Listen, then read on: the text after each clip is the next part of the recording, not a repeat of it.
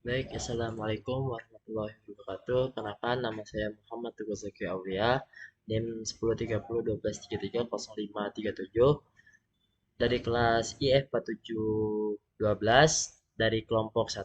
Di sini saya menjelaskan tentang materi binomial, yang dimana kami menemukan permasalahan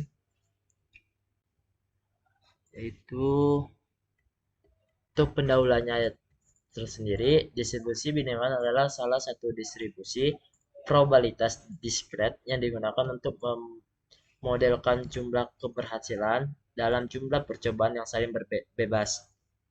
Dengan probabilitas keberhasilan yang tetap pada setiap percobaan, dalam laporan ini kami menganalisis peluang jumlah lampu cacat yang dihasilkan oleh suatu perusahaan elektronik. Analisis ini dilakukan untuk memahami kualitas produk dan mengidentifikasi faktor-faktor yang mempengaruhi hasil produksi.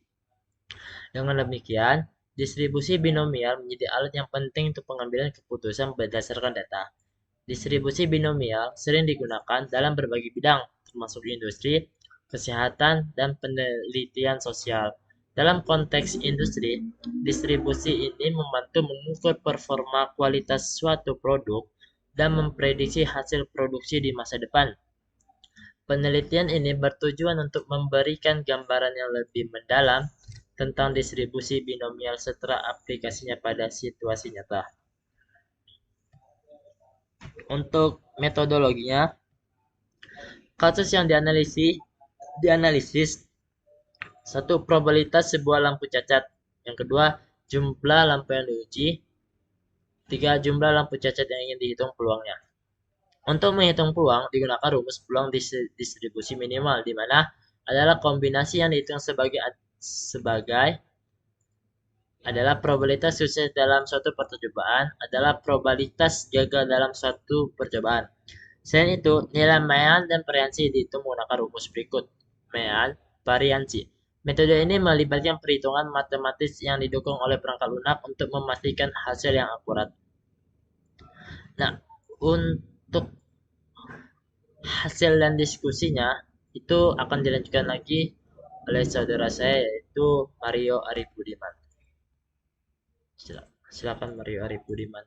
Berikutnya adalah bagian saya, Mario Arbudiman, NIM 1030123315154. Jadi dari hasil dan diskusi, yang pertama adalah contoh, yaitu perhitungan peluang. Misalkan N sama dengan 10, P sama dengan 0,05, dan K sama dengan 2. Lalu perhitungan langkah-langkahnya sama dengan hitung kombinasi 10 banding 2 sama dengan 45. Yang kedua adalah hitung probabilitas, yaitu yang pertama P sama dengan 0,05 kuadrat sama dengan 0,0025, 1 kurang P, lalu pangkat N kurang K.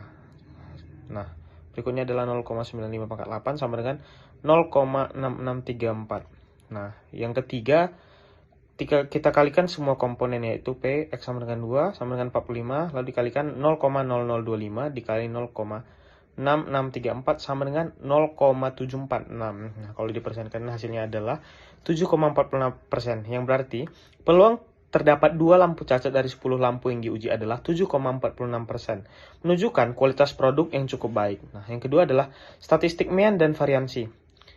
Mean sama dengan 10 kali 0,05 sama dengan 0,5, lalu rata-ratanya hanya 0,5 lampu yang cacat dari 10 lampu, yang mencerminkan tingkat cacat rendah. Yang kedua adalah variansi, sama dengan 10 kali 0,05 kali 0,95 sama dengan 0,475. Penyebaran hasil dari rata-rata cukup kecil menunjukkan konsistensi dalam kualitas produk. Yang ketiga adalah analisis tambahan. Nilai peluang dan statistik menunjukkan proses produksi lampu memiliki tingkat cacat yang rendah. Jika tingkat cacat meningkat, perusahaan perlu mengevaluasi faktor-faktor seperti bahan baku, mesin produksi, atau lingkungan kerja. Nah, yang berikutnya adalah kesimpulan. Dari hasil analisis kami, peluang terdapat 2 lampu cacat dalam 10 lampu yang diuji adalah 7,46%. Nilai mean menunjukkan bahwa rata-rata lampu cacat adalah 0,5 lampu, sedangkan variansi sebesar 0,475 menunjukkan penyebaran data dari percobaan. Distribusi binomial terbukti menjadi alat yang efektif untuk memodelkan situasi seperti ini. di mana terdapat percobaan berulang dengan dua kemungkinan hasil, sukses atau gagal. Dalam kasus ini, model binomial memberikan wawasan yang berguna bagi perusahaan untuk meningkatkan kualitas produksi dan efisiensi proses produksi. Lebih lanjut, perusahaan dapat menggunakan pendekatan ini untuk melakukan simulasi dalam rangka memperkirakan hasil di masa depan atau mengidentifikasi area yang perlu diperbaiki. Rekomendasi untuk penelitian lanjutan adalah memperluas cakupan analisis ke faktor-faktor lain, seperti dampak dari peningkatan teknologi produksi atau pelatihan karyawan terhadap penurunan tingkat cacat. Dengan demikian, distribusi binomial dapat diterapkan dalam konteks yang lebih luas untuk mendukung pengambilan keputusan strategis perusahaan. Nah, sekian dari hasil analisis kelompok kami. Terima kasih.